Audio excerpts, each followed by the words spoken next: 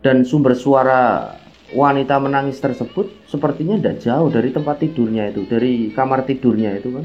Coba ditajemin lagi pendengarannya, dan benar saja Adi itu mendengar suara wanita menangis terseduh-seduh.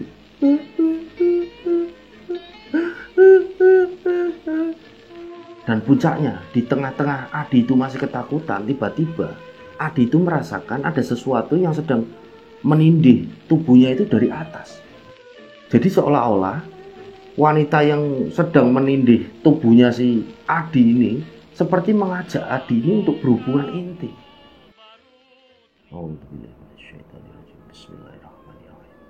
Assalamualaikum warahmatullahi wabarakatuh. Apa kabar rencang-rencang semua? Semoga semuanya dalam keadaan sehat dan selalu diberikan kewarasan dalam berpikir. Nah, pada kesempatan kali ini ada satu cerita yang datang dari salah satu rencang kita. Dia adalah seorang pelaku daripada pesugihan. Nah, dia melakukan ritual pesugihan itu di Gunung Kemukus. Dan konon sampai cerita ini dituturkan melalui email kepada kami, sampai hari ini berarti dia itu masih mengalami hal-hal ganjil, gangguan-gangguan mistis dalam kehidupannya. Dan dia sangat menyesali apa yang sudah pernah dia lakukan. Jadi dia membagikan cerita ini setelah melihat channel kami ini, tujuannya agar rencang-rencang teman-teman sekalian tidak meniru dan tidak terjerumus ke dalam jurang pesugihan. Jadi rencang kita ini menyesal dan dia berpesan, pokoknya meminta segala sesuatu hanya kepada Tuhan yang Maha Esa, hanya kepada Allah Subhanahu wa Ta'ala, tidak kepada kuburan, tidak kepada jin, tidak kepada setan, kepada iblis, kepada dukun dan lain sebagainya. Dan semoga kita semua terhindar dari godaan-godaan setan yang terkutuk. Baik, sebelum saya lebih dalam masuk ke ceritanya, terlebih dahulu saya ingin mengucapkan terima kasih buat rencang-rencang semua yang sudah subscribe, sudah gabung ke channel ini. Yang belum subscribe, yuk subscribe dulu biar kami lebih bersemangat dalam membagikan cerita-cerita terbaru dari channel ini. Buat yang sudah like, sudah komen, sudah share video-video dari channel ini, terima kasih pula. Semoga amal kebaikan rencang-rencang semua dibalas sesuatu yang lebih besar dan berlipat-lipat dari Allah Subhanahu wa Ta'ala. Amin.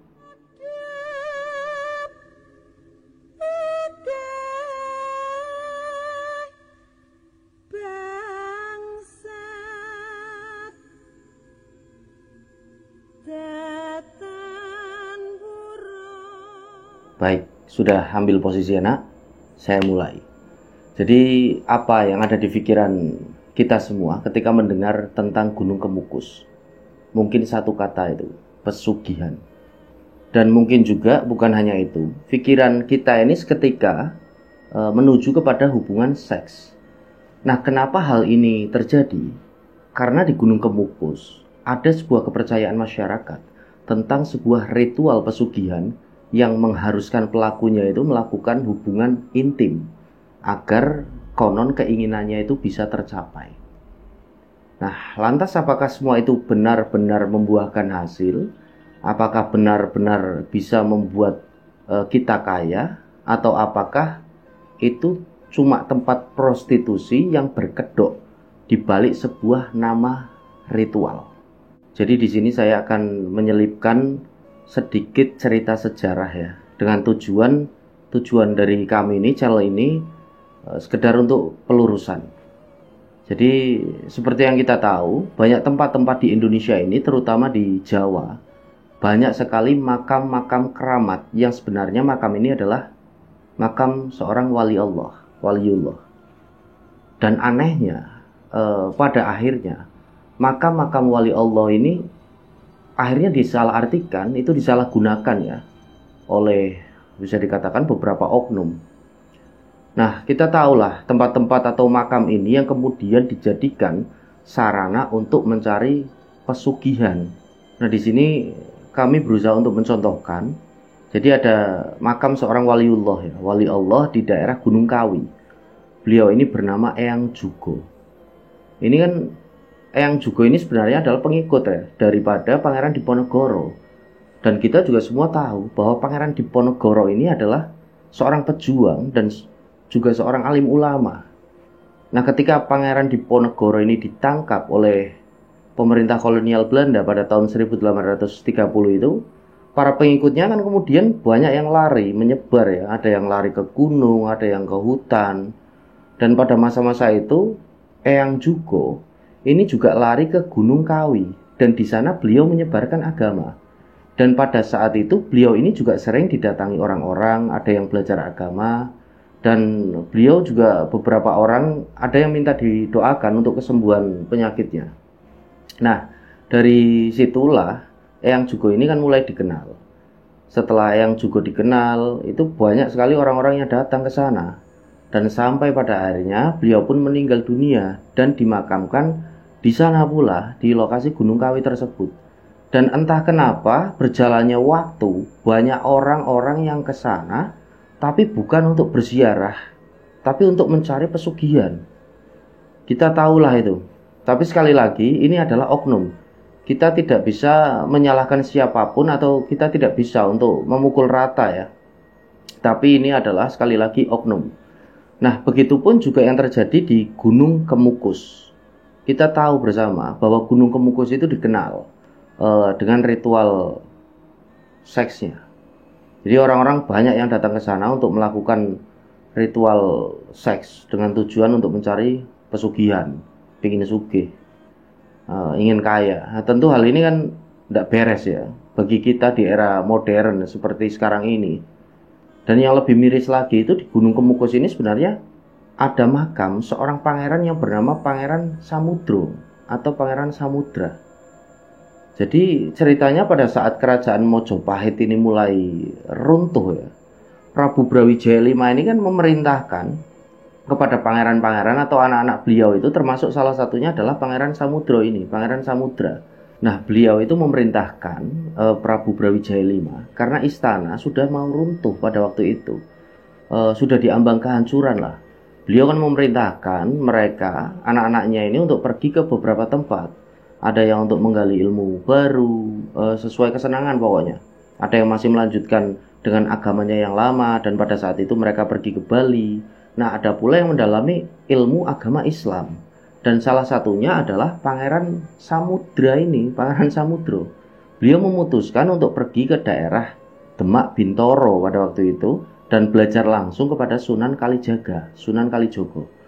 Dan dalam pembelajaran Islam itu, akhirnya Sunan Kalijogo itu kan memerintahkan supaya beliau itu berdakwah di Gunung Lawu. Akhirnya beliau pun, Pangeran Samudro, pergi ke Gunung Lawu. Dan tidak berapa lama, karena di Gunung Lawu itu sudah ada yang menyebarkan agama Islam. Beliau kan akhirnya pergi dari situ menuju ke daerah Sragen. Dan ketika tinggal di sana itu, beliau mulai sakit-sakitan memang. Dan pada akhirnya meninggal dunia, lalu dimakamkan pula di tempat tersebut. Makanya di sana kan ada sebuah desa yang dinamakan Desa Pendem ya.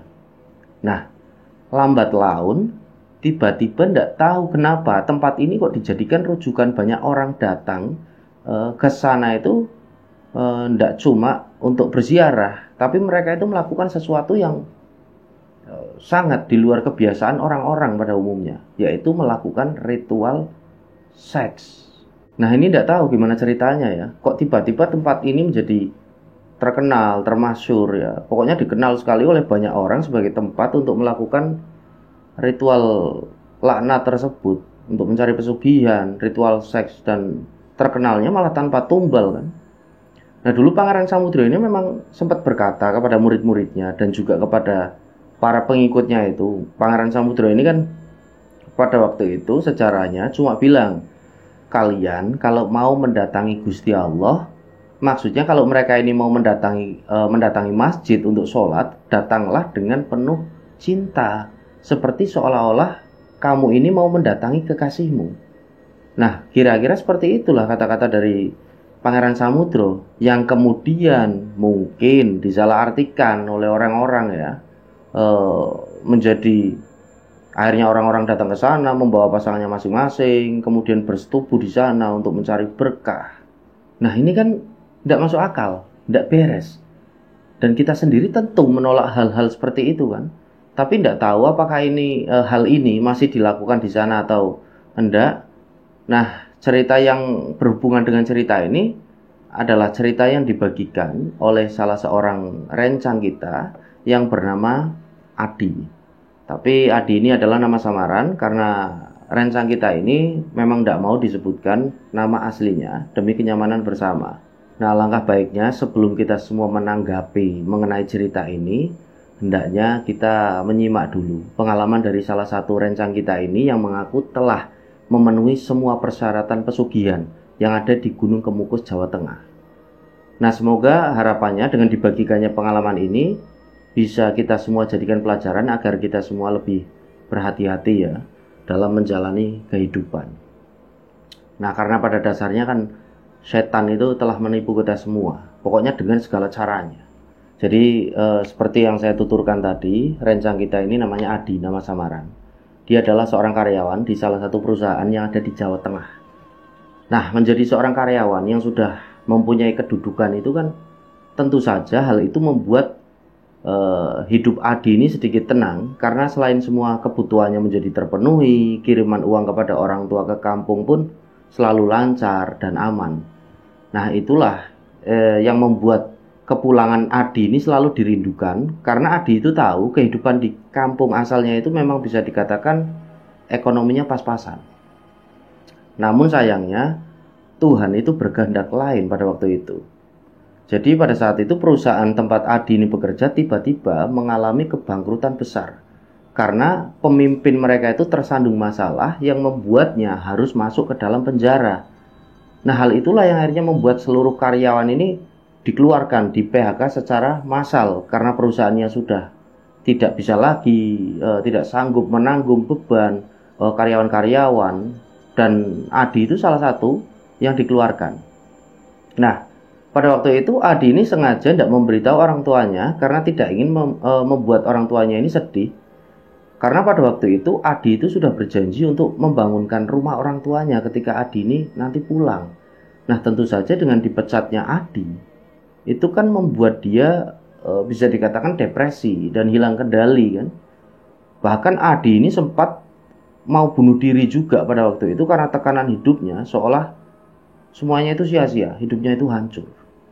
Nah, hingga pada akhirnya Adi ini bertemu dengan satu temannya yang juga dikeluarkan dari perusahaan yang sama, dan tidak Adi sangka. Jadi berawal dari obrolan ringan waktu itu, dan hingga pada akhirnya sampai cerita ini dituturkan, Adi ini masih menyesali apa yang sudah pernah dia lakukan, berawal dari obrolan ringan di warung padahal. Jadi masih sangat teringat jelas ya dalam ingatannya Adi. Pada pagi itu, ketika seperti biasanya dia itu sedang membeli sarapan di salah satu warung langganannya, dia itu bertemu dengan seorang temannya bernama Wahyu. Wahyu itu sama dengan Adi, nasibnya itu dipecat dari perusahaannya. Di situ Wahyu tanya kan, "Di, piye kabarmu, Di? Gimana kabarmu?" "Wah, berat iki, yuk. Aku juga mau pulang itu tidak ada biaya. Tapi kalau aku tidak pulang, orang tuaku itu telepon terus. Bingung aku, yuk." "Ya podo wae bro, sama aja bro. Uangku juga tidak cukup sampai akhir bulan. Dan setelah itu nanti aku tidak tahu mau hidup caranya ini gimana nyambung hidup." Nah, di situ Adi ini bilang sama si Wahyu, "Ayo cari kerjaan lagi aja Wahyu." Nah, di situ Wahyu menjawab, "Kamu mah enak supervisor. Nah, aku cuma karyawan biasa, cari di mana-mana ini susah." "Lah, tidak semudah itu yuk, podo wae. Perusahaan kita itu kan jadi jelek namanya dan karyawannya ini ikut-ikutan dianggap korup kan. Kemarin itu aku baru ngelamar di perusahaan sebelah kan, langsung di situ aku ditolak mentah-mentah, bahkan sampai seperti diusir lah." Di situ Adi menjelaskan ya. Nah, tiba-tiba Wahyu ini nyeletuk, "Pesugihan aja yuk bro." Nah, di situ kan si Adi agak kaget. "Ah, malas ah, ujung-ujungnya nanti minta tumbal," jawab si Adi. Nah, di situ Wahyu ini berusaha meyakinkan Adi, "Santai aja, ini aku ada info tempat pesugihan manjur dan tanpa tumbal. Ini pokoknya dari info dari temanku ini valid bener." Nah, singkat cerita akhirnya mereka berdua mendatangi sebuah tempat yang sangat dipercayai oleh si Wahyu ini sebagai jawaban atas semua permasalahan mereka pada saat itu. Tempat itu adalah Gunung Kemukus. Namun sayangnya, sayang seribu sayang, sesampainya di sana, si Adi dan Wahyu selesai melakukan ziarah, mereka berdua itu sempat kebingungan Karena menurut seorang juru kunci yang menjaga makam di sana itu, tempat tersebut tidak bisa digunakan untuk mencari pesugihan. Juru kunci tersebut sempat bilang sama mereka, di sini cuma tempat ziarah mas. Kalau masnya mau ada yang perlu yang lain, ya saya tidak bisa ikut campur. Ucap si bapak juru kunci itu. Nah, ketika menjawab daripada pertanyaan mereka, bapak itu juga nggak seperti seolah-olah nyuekin mereka, nggak memandang ke arah mereka. Jadi acuh tak acuh.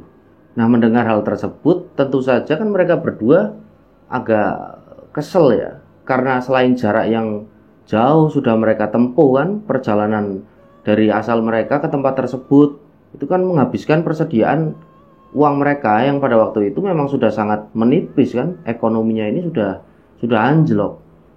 Nah, di situ kan Adi agak kesel sama Wahyu. Kamu ini gimana, Yu? Jauh-jauh ke sini malah kayak gini. Nah, dengar gak tadi kamu itu? Gak ada tempat pesugihan seperti yang kamu bilang itu. Adi itu pokoknya ngucapin itu sambil nampak jengkel ya. Nah, di situ Wahyu cuma menjawab, ya aku udah tahu bro, aku kan juga dapat info dari temanku. Tapi aku masih punya keyakinan kalau di sini nih bisa kok. Pokoknya bisa. Bisa gimana? Wong tadi juga juru kuncinya bilang tidak bisa kok. Dan anehnya, setelah beberapa lama mereka melangkahkan kaki ke arah kendaraan mereka diparkir, tiba-tiba si Adi dan Wahyu ini dihampiri oleh seseorang yang mereka rasa itu orang itu adalah penduduk asli daerah tersebut. Akhirnya mereka berdua ditanya, Mas, mau kemana mas? Adi itu menjawab di situ, mau pulang pak. Ada apa ya pak ya? Tanya si Adi kan dengan sopan. Dan tiba-tiba Wahyu itu main menyela saja. Pak, di sini kalau mau nyari pesugihan di mana sih pak? Di situ Wahyu itu bertanya itu tanpa basa-basi. Jadi terkesan memotong pembicaraan. Dan mendengar hal itu kan si Adi ini langsung menginjak kakinya si Wahyu, kayak ngasih kode yang sopan. Aduh, apaan sih bro? Loro iki, sakit iki.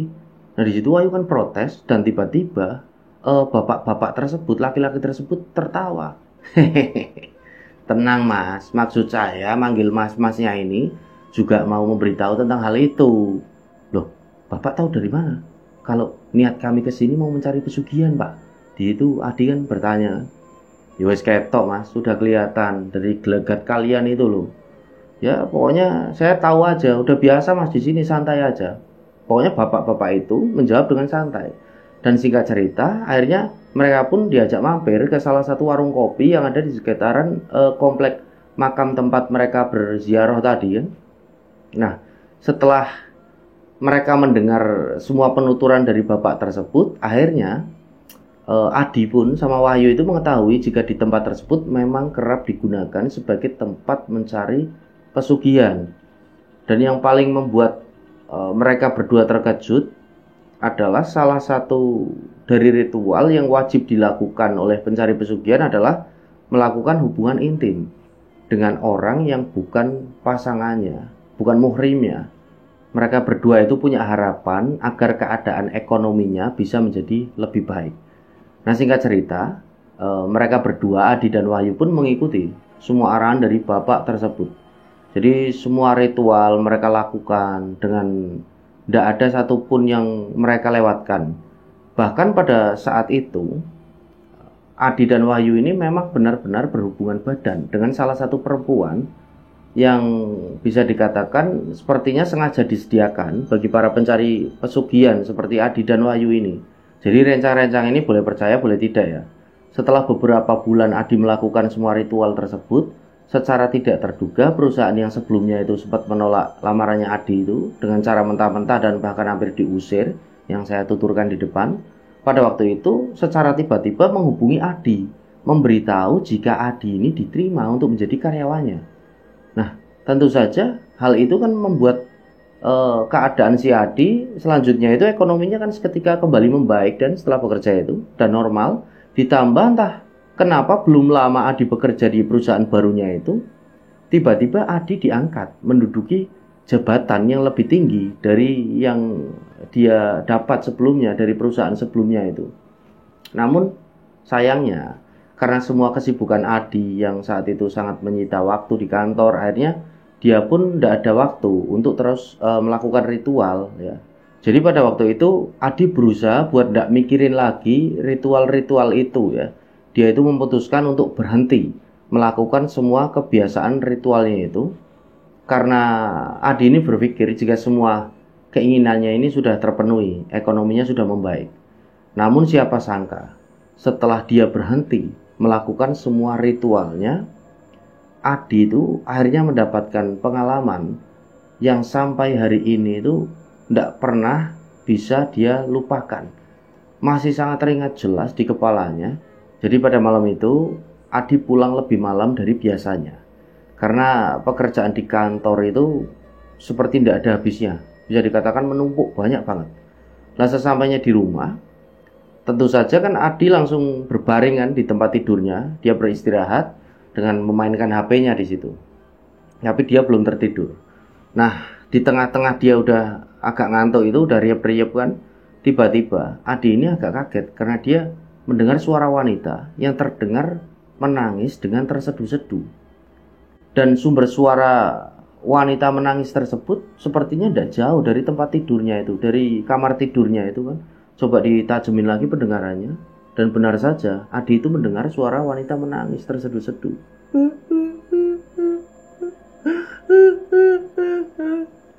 Nah mendengar suara tersebut, tentu saja kan Adi ini seketika terkejut ya. Dia itu segera menoleh ke kanan, ke kiri. Karena dia itu tahu jika tidak ada seorang pun di rumah kontrakannya itu selain dia sendiri, Adi sendiri. Loh, kok ada suara orang nangis? Ini batin si Adi kan. Akhirnya sambil berjalan pelan-pelan, dia keluar kan dari kamar tidurnya. Dan setelah dia itu sampai di ruangan tengah kontrakannya itu, tiba-tiba dengan sangat jelas Adi itu melihat adanya perempuan paruh baya yang terlihat duduk di kursi ruang tamu kontrakannya itu. Nah melihat hal itu kan si Adi ini seketika menyalakan lampu ya, ruang tamunya itu, yang pada waktu itu memang saklar lampunya itu kebetulan berada tidak jauh dari tempat Adi itu berdiri. Plak, dinyalain kan. Dan setelahnya Adi itu kan berteriak karena dia panik dan takut. Itu siapa? Siapa? Tapi setelah dilihat di sekeliling itu sama Adi di ruang tamu itu, tidak ada siapa-siapa. Sosok perempuan paruh baya itu sudah tidak ada, sudah hilang. Nah di situ Adi sempat berpikir kalau ada seseorang yang sedang menyusup ke kontrakannya pada waktu itu. Dia pun akhirnya kan berjalan mengelilingi rumah itu kan, mengelilingi kontrakannya dan memastikan kalau semuanya itu baik-baik saja. Dan setelah si Adi ini berkeliling dan tidak melihat sesuatu yang mencurigakan, akhirnya dia pun kembali kan masuk ke dalam kontrakannya itu dengan mengunci rapat semua pintu ya, di depan, di belakang, dicek semuanya sama si Adi. Akhirnya dia kembali masuk ke dalam kamar tidurnya itu. Namun anehnya di tengah-tengah dia kembali terbaring di tempat tidurnya, malam itu dia kembali mendengar suara tangisan yang terdengar jadi lebih kencang dari sebelumnya.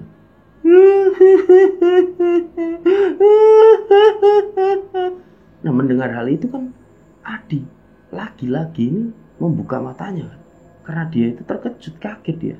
Nah karena Adi ini lagi-lagi mendengar hal itu, dia pun seketika kan kembali membuka pintu kamarnya dengan perasaan yang sedikit lebih kesal ya. Karena Adi itu berpikir, ini ada seseorang yang lagi ngusilin aku. Siapa yang ngusilin kok tengah malam gini?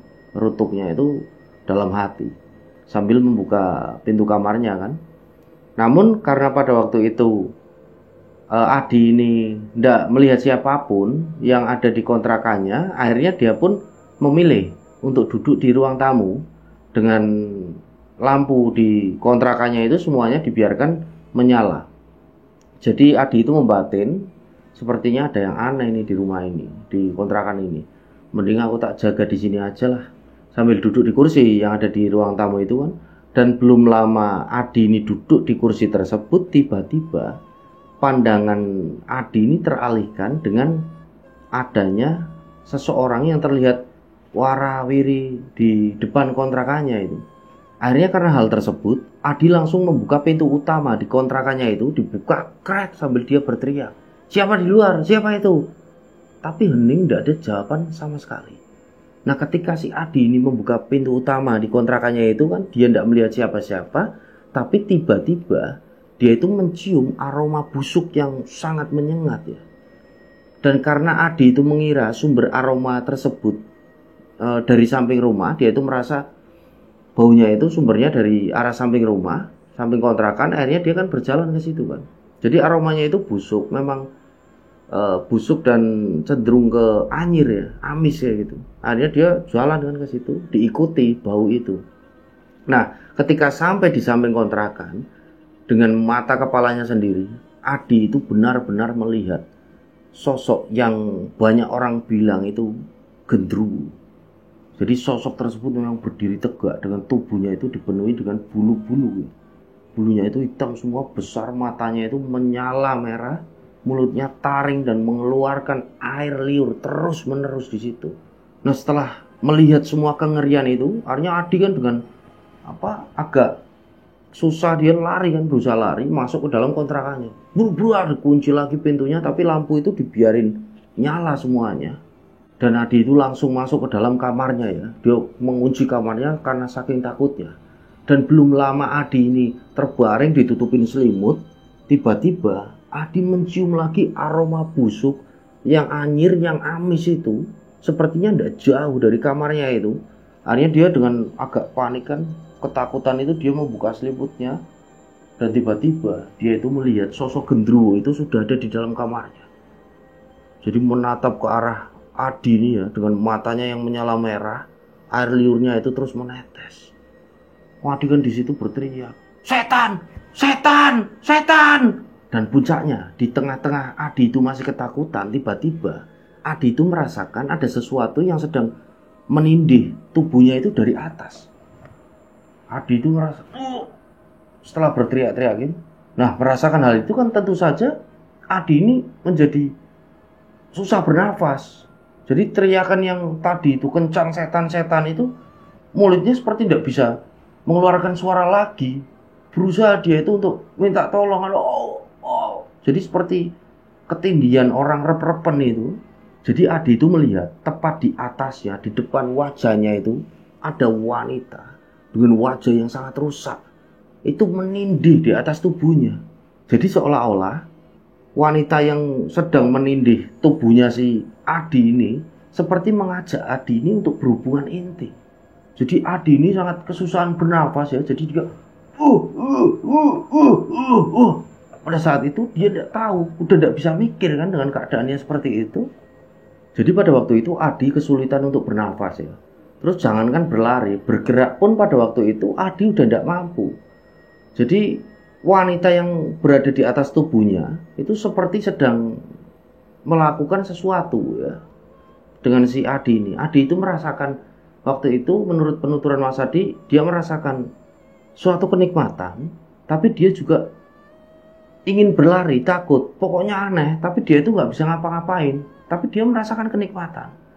Jadi wanita itu pun seperti menggagai si Adi ini sambil meneteskan air liurnya itu di atas wajahnya Adi pada waktu itu. Dan itu menurut Mas Adi itu pengalaman yang paling menyeramkan pada waktu itu, ketika dia itu digagai oleh perempuan itu. Dan tidak tahu gimana ceritanya, singkat cerita saat itu Adi itu seperti udah tidak mengingat semuanya. Dan akhirnya dia itu ditemukan oleh tetangganya. Jadi menurut tetangganya, Adi itu tidak keluar dari rumahnya sudah semenjak dari beberapa hari yang lalu, ketika dia itu ditemukan dalam kondisi yang pada waktu itu tidak memakai baju. Jadi Adi itu telanjang bugil ya, dengan seluruh tubuhnya itu dipenuhi luka cakaran yang entah dari mana asalnya. Nah setelah kejadian tersebut, Adi pun akhirnya sakit keras ya, dengan tidak lagi dia itu bisa bangun dari tidurnya. Nah hari-harinya itu dihabiskan berada di tempat tidur dengan rasa sakit yang sangat sakit dia rasakan. Dan anehnya, ketika adzan subuh berkumandang, tiap adzan subuh berkumandang, tubuh si Mas Adi ini rasanya seperti ditusuk-tusuk dengan benda tajam. Lalu setiap jam 10 siang, Mas Adi ini selalu kedinginan, tidak karuan rasanya itu, Nggak karuan pokoknya, dengan keringat itu yang nggak bisa berhenti bercucuran. Lalu setiap maghrib ya sampai jam 10 malam itu Mas Adi selalu muntah-muntah. Dan tidak jarang pula muntahnya itu mengeluarkan banyak darah. Dan tidak berhenti di situ saja. Selain setiap malam Mas Adi ini tidak bisa tidur dengan tenang, karena di tiap tengah malam itu dia seolah-olah kayak didekap ya oleh seseorang dengan diiringi aroma busuk tadi yang anyir itu, yang selalu tercium sangat menusuk di hidungnya. Nah, anehnya dengan keadaan yang dia alami pada waktu itu, dokter menganggap jika tidak ada satupun penyakit membahayakan yang sedang mengancam nyawanya Mas Adi. Dan singkat cerita, Adi ini dibawa oleh keluarganya untuk kembali pulang ke kampung halamannya.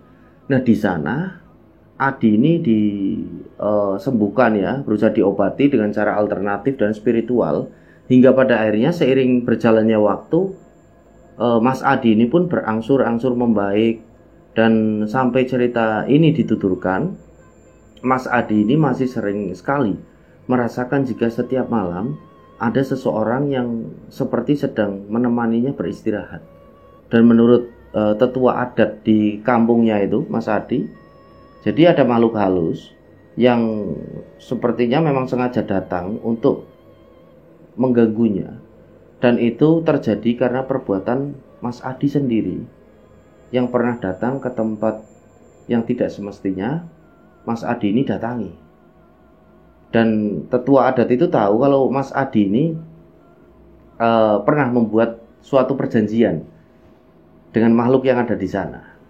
Dan setelahnya Mas Adi ini kan mengakui semuanya dengan tetua adat tersebut, dan dengan bantuan para ustadz, para kiai yang ada di kampung halamannya, akhirnya seperti apa ya, Mas Adi ini seperti di ruqyah gitulah, biar dia itu bisa kembali normal. Dan semua yang sudah Mas Adi kumpulkan, dapatkan harta dari hasil pesugihan itu, habis, ludes semuanya untuk biaya perawatannya Mas Adi. Dan singkat cerita, dia kan sudah sembuh kan, dia kembali lagi merantau, dia mencari pekerjaan yang baru, dan dia tidak pernah kembali ke kontrakannya. Dia mencari kontrakan yang baru lagi. Nah, karena sakitnya Mas Adi ini hampir 8 tahun, Mas Adi itu tidak pernah mendengar kabarnya si Wahyu kan. Nah, ketika dia pulang kerja, dia mendapati dari seorang temannya mendapati kabar kalau ternyata Wahyu itu meninggal dunia. Jadi baru seminggu Wahyu itu meninggal dunia. Adi kan kaget mendengar kabar itu. Innalillahi wa inna ilaihi raji'un. Dan ternyata Wahyu ini meninggal dunia ditemukan di dalam kamar mandi dengan kondisi dia itu telanjang dada. Dia memakai memakai celana pendek, tapi seluruh tubuhnya itu seperti ada cakaran. Nah, rencang-rencang dengan dibagikannya pengalaman ini, kami sangat berharap tidak ada lagi orang-orang di luar sana yang bernasib sama seperti yang Mas Adi dan Mas Wahyu ini alami. Karena pada dasarnya kan menyekutukan Allah itu adalah tindakan yang sangat tidak bisa dimaafkan ya. Jadi Gunung Kemukus ini adalah tempat yang sakral, yang di dalamnya terdapat sebuah makam yang seharusnya digunakan sebagai tempat berziarah dengan tetap berdoa hanya kepada Allah Subhanahu wa Ta'ala. Jadi praktek pesugihan yang ada di tempat tersebut semuanya adalah tipu daya setan yang sangat tidak dianjurkan untuk dilakukan. Baik, semoga kita semua dapat mengambil hikmah dan pelajaran dari kisah yang Mas Adi bagikan ini. Saya Sukmarga pamit undur diri, mohon maaf apabila banyak salah kata. Wassalamualaikum warahmatullahi wabarakatuh.